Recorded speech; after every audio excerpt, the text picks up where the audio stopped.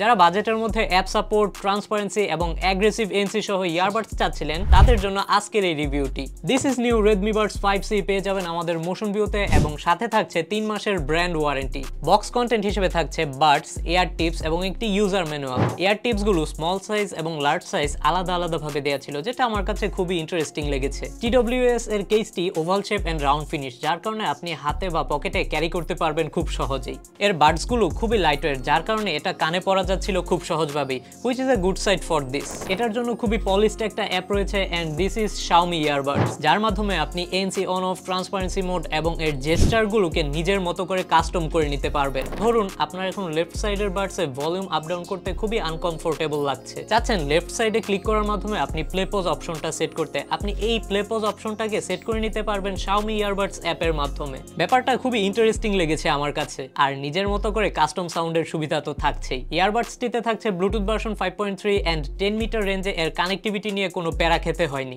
এর ANC আমার কাছে খুবই অ্যাগ্রেসিভ লেগেছে এবং আমার টেস্টিং অনুযায়ী প্রায় 95% এর মতো নয়েজ ক্যান্সেল করতে পারছিল এর ANC মোড, আর এর ট্রান্সপারেন্সি মোডটাও আমার কাছে মোটামুটি ঠিকঠাক লেগেছে। তাছাড়া ইয়ারবাডসটিকে চার্জ করতে পারবেন টাইপ সি পোর্টের মাধ্যমে। ANC অফ অবস্থায় 50% ভলিউমে বাডস থেকে পাবেন 7 ঘন্টার battery backup and buds and case মিলিয়ে পাবেন টোটাল 36 ঘন্টার ব্যাটারি ব্যাকআপ। যদি ANC অন অবস্থায় ব্যবহার করেন তাহলে এর বাডস থেকে পাবেন 4.5 ঘন্টার ব্যাটারি ব্যাকআপ এবং বাডস এন্ড কেস মিলিয়ে পাবেন টোটাল 22 ঘন্টার battery backup. I think it's good in this price range.